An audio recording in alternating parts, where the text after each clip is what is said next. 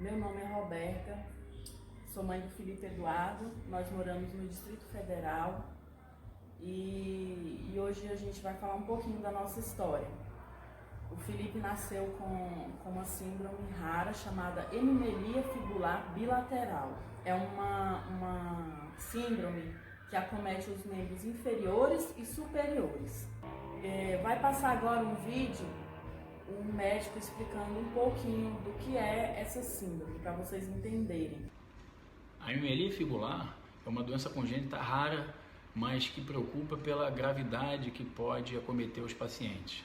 Ela acomete principalmente os ossos da perna, tíbia e fíbula, mas pode levar a alterações em todo o membro inferior. Isso inclui joelho, perna, tornozelo e pés.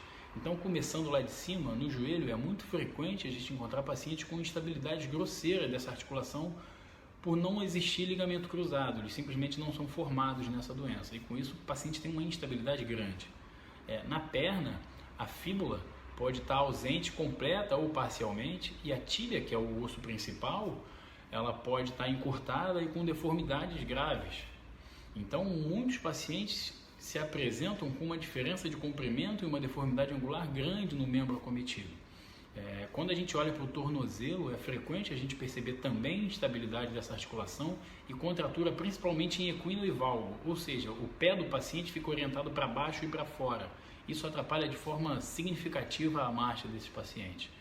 No pé, a gente pode ter uma falha na separação dos ossos do pé, ou seja, alguns ossos que eram para se movimentar entre si, eles se apresentam fundidos e com isso o paciente perde uma mobilidade importante do pé. E além disso, uma coisa que é muito percebida é a ausência de um ou mais dedos no pé. Ou seja, esses pacientes podem se apresentar com 4, 3 e até menos dedos. Isso é uma coisa que chama bastante atenção aí dos pacientes que são acometidos por essa doença. Quando eu descobri que estava grávida do Felipe, eu fiquei muito feliz mesmo. Porque eu já tinha 2 meninas e aí vinha um príncipe, né? Então eu fiquei muito feliz. Meu esposo também ficou muito feliz. Eu tive uma gestação muito tranquila, normal, sem intercorrências. Fiz as ecografias, os exames. Porém, nas ecografias os médicos nunca falaram sobre essa deficiência, né?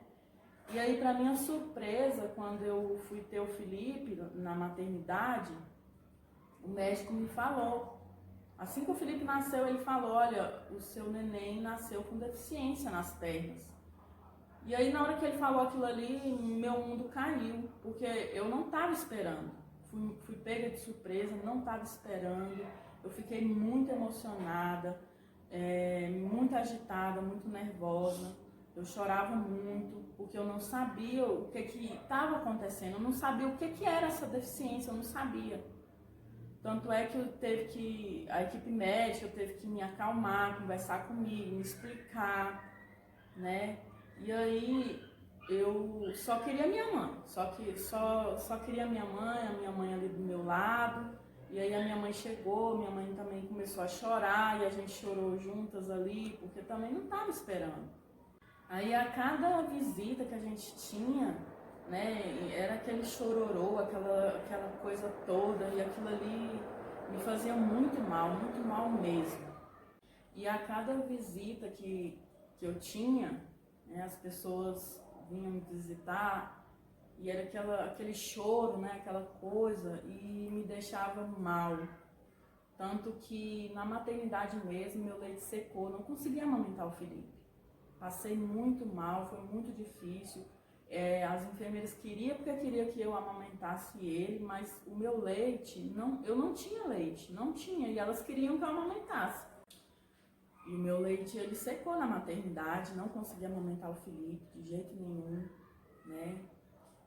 Foi muito complicado, o meu resguardo foi muito difícil, senti muitas dores na nuca, na cabeça, foi muito difícil. E aí a gente foi para casa, nós fomos para casa e era complicado porque a gente não queria receber visita. Não queria receber, a gente não queria, assim, que as pessoas vissem o Felipe, sabe? Era uma coisa estranha, difícil de falar, né? Mas a gente ficou assim, isolado. E a família não entendia o que estava acontecendo, né? Porque a gente não falava nada, a gente acabou que as pessoas até pensaram mal da gente, que a gente queria excluir eles. Mas aí depois, com o passar do tempo, né, aí minha mãe logo conseguiu uma consulta para o Felipe lá no Sara, né, o Sara de Brasília, que é um hospital de referência, né, no mundo inteiro.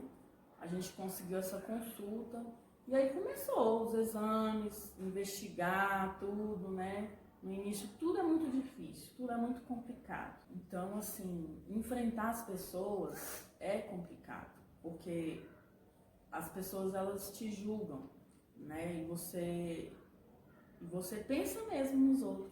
Você pensa no que os outros vão dizer, você pensa o que eles vão dizer sobre tudo isso, né? Sendo que nós não devemos nos preocupar com as pessoas, não devemos.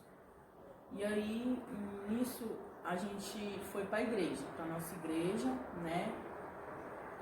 E aí levamos o Felipe ali, embrulhadinho. Não dá para as pessoas ver a perninha dele e tudo, né? Ele nasceu com o pé torto, as perninhas assim tortas. Então, assim, não tinha como as pessoas verem, então eles não sabiam, né? A gente não falou nada. Só alguns amigos mais íntimos que sabiam, porém eles também não falavam nada. As pessoas geralmente não falaram nada, ficaram em silêncio. Naquele tempo eu achei ruim a igreja se portar daquela maneira, porque eles não falaram nada, ninguém falava nada. E eu queria uma palavra de conforto, eu queria uma palavra de apoio, eu queria que alguém me dissesse, olha, vai ficar tudo bem, olha, isso acontece. Eu queria isso, mas eu não tinha uma palavra dessa, eu só tinha silêncio. Só que hoje eu vejo que não foi maldade deles, é porque eles não sabiam também, eles não tinham essa vivência.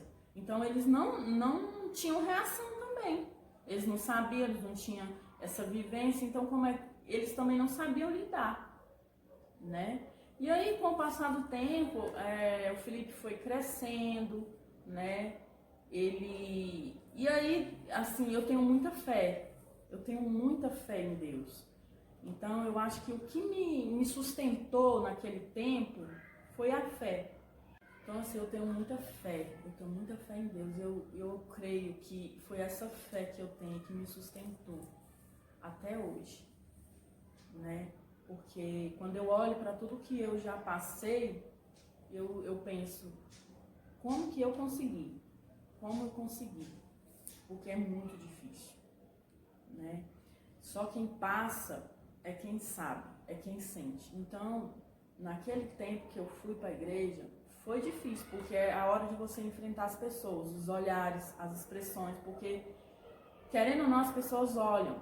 As pessoas, elas julgam só no olhar, né? Então, assim, comecei a voltar às minhas atividades na igreja. Eu sempre trabalhei com o departamento da igreja e nesse tempo eu estava trabalhando com os adolescentes. E aí eu voltei às minhas atividades, fui trabalhar com eles, né? A gente ensaia para cantar nos cultos, a gente tinha as nossas atividades no departamento, então eu ia. Sempre levando o Felipe, levando minhas filhas, nunca deixei ele, né, por causa da deficiência dele, jamais. E a gente foi seguindo aquela vida. Também cantava na equipe de louvor, né? Geralmente os ensaios eram aos domingos, às 4 horas da tarde. E aí eu levava os meus filhos, o Felipe era pequenininho. E aí eu percebia que ele ficava vidrado com o baterista. Ele ficava quietinho assim no carrinho, olhando, bem concentrado, olhando o baterista, sabe? Ele ficava vidrado. Aí a gente juntou, né? A família juntou e comprou uma mini bateria para ele. Quando ele tinha assim quase 2 anos, a gente juntou e comprou uma bateria para ele.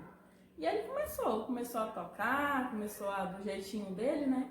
Mas a gente percebia que ele tinha talento, ele sabia o que ele estava fazendo. As pessoas ficavam encantadas com ele. Ao passar do tempo, na medida que ele estava crescendo, as pessoas da igreja, elas ficavam vidradas olhando o Felipe assim, ficavam assim